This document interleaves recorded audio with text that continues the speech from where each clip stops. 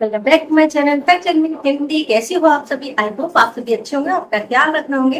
और फ्रेंड्स, आज हम बात करेंगे अपने हेयर्स के बारे में। यानी कि अगर आपके बालों को छूने पर आपको स्कैल्प में दर्द होता है, या फिर आप जब बाल खोलते हैं तब आपको स्कैल्प में बहुत तेज दर्द होता है, या फिर आप कंघी करते हैं जब आपको स्कैल्प में दर्द होता है, तो ये प्रॉब्लम जो है बहुत सारे लोगों ने फेस की है। और इस पर मैंने प्रीवियस में एक वीडियो बनाई थी कि जिसमें मैंने बताया था कि स्कैल्प में दर्द क्यों होता है या बालों की जड़ों में दर्द क्यों होता है। और आज हम बात करेंगे कि अगर आपके बालों में इस तरह का दर्द होता है तो इससे आप रिलीफ कैसे पा सकते हैं, एक कौन सी होम रेमेडीज है जो आपकी हेल्प करेंगी इस पेन से छुटकारा पाने में। अब बालों की जड़ों में दर्द होने के बहुत सारे कारण होते हैं। मोस्टली अगर आप देखें तो छोटे बच्चे अक्सर कंघी कराने में दूर भागते हैं। इसका कारण तो बहुत सारे हैं, जैसे कि कॉम्ब जो है काफी हार्ड हो, या फिर उसके जो ब्रिसल्स हैं काफी नुकीले हो, जिसके कारण से स्कैल्प पर घर्षण होता है और चुभन होती है और साथ में पेन होता है। इसके अलावा बालों की रूट पर जब प्रेशर पड़ता है, जैसे कि आपने बहुत टाइट बन बनाया है, छोटी बनाई है, कोई ऐसी हेयर स्टाइल बनाई है, या आपके बालों में बहुत ज्यादा उलझ गए हैं, बहुत ज्यादा गांठें बन गई हैं, तो इसको क्लियर करने में आपके बाल खिंचते हैं और इसके कारण से जो आपकी स्कैल्प है वहां पर खिंचाव होता है, और जिसके कारण से वहां सूजन, दर्द और बाल टूटने की समस्या भी होती है। कई बार अगर ये ज्यादा जोर से हो जाता है या झटके से हो जाता है तो वहां ब्लीडिंग भी हो जाती है, जिसके कारण से इन्फेक्शन हो जाता है। अब बात इन्फेक्शन की कर रहे हैं तो बालों में और क्यों हो सकता है? इसका एक कारण होता है डर्माइसिस। डर्माइसिस यानी आपके जो स्किन है उस पर किसी तरह की एलर्जी हो, घाव हो, कि सीबम बन रहा हो, खुजलियां हो रही हो, या फिर इसके लिए पीली पीली पपड़ी पड़ रही हो, चकत्तेदार आपकी स्किन हो रही हो, तो ये मेडिकल कंडीशन होती है डर्माइटिस।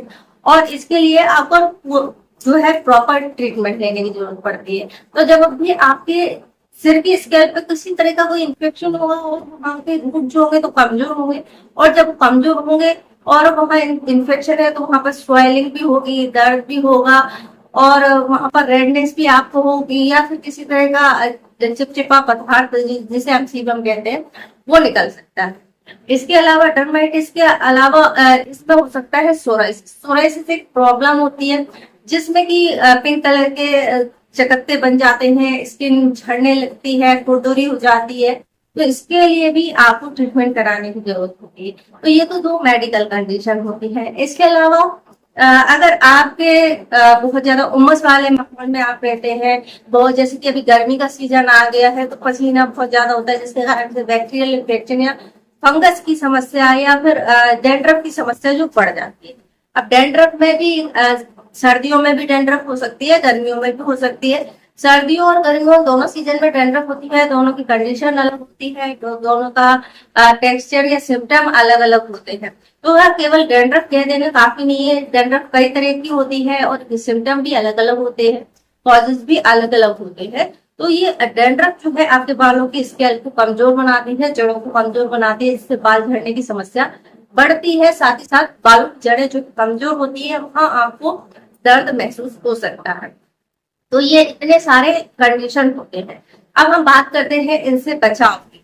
तो अगर आपके स्कैल्प जो है, सिर की जो खोपड़ी है या आपके सिर की जो स्किन है, वहां पर नॉर्मली से ज्यादा आपको या तो जलन हो रही है, या फिर वहां पर डैंड्रफ हो रही है, या फिर सीबम ज्यादा बन रहा है, या खुजली हो रही है, पर्टिकुलर स्थान पर चुभानी या जलन, रेडनेस हो रही है, तो ये सभी जो सिम्टम होते हैं वो इंडिकेट करते हैं कि आपकी स्कैल्प पर इन्फेक्शन हो रहा है।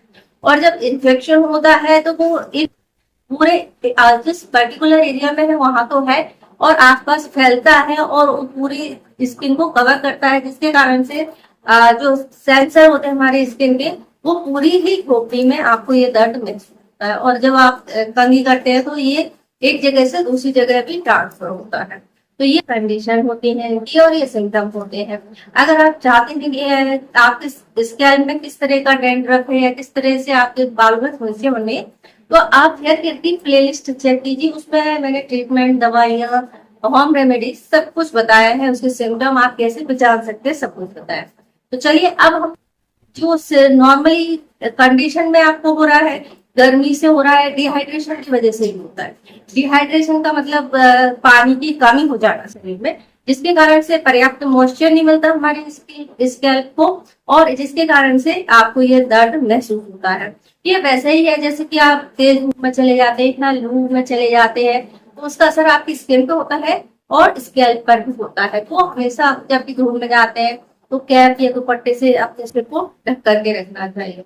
नेक्स्ट है, बहुत ज्यादा टाइट जूड़ा या चोटी या हेयर स्टाइल नहीं बनाना चाहिए, जिसके कारण से बालों में खिंचाव होता है और लगातार 2-3 घंटे आप जितनी भी देर बांध के रखते हैं, वो एक खिंचाव के कारण से वहां पर स्वेलिंग आती है, और जब आप उसको खोलते हैं, रिलीव करते हैं, तो उससे आपको दर्द होता है। होम रेमेडीज की बात करें तो होम रेमेडीज का क्या काम करती है? होम रेमेडी काम करेगी कि जो आपकी स्कैल्प है उसकी सूजन को कम करेगी, रेडनेस को कम करेगी, जिसके कारण से आपको दर्द फील नहीं होगा। इसमें सबसे अच्छी होम रेमेडी है वो खोपड़ी की है, जो आप कर सकते हैं, वो है एलोवेरा। एलोवेरा जेल जो है मार्केट वाला नहीं, आप ताजा एलोवेरा जेल जो होता है, यानी लीफ को काट करके उसके अंदर से जो जेल निकालते हैं उसको अपने स्कैल्प पे लगा लीजिए। अब इसमें हमेशा मैं बोलती हूँ कि जब भी आप नेचुरली तरीके से एलोवेरा जेल लगाते हैं तो उसे तुरंत अप्लाई नहीं करना है, इसको थोड़ी देर के लिए रख देना चाहिए, क्योंकि जब आप लीफ काटते हैं तो उसमें से कुछ येलो कलर का, पीले कलर का एक लिक्विड निकलता है जो कि आपको एलर्जी कर सकता है, इसलिए उसको निकल जाने दीजिए आधे घंटे के बाद। उसके बाद आप जेल लगाइए स्कैल्प पर। तो एलोवेरा जो होता है स्कैल्प की सूजन को कम करता है, जलन को कम करता है, दर्द को कम करता है।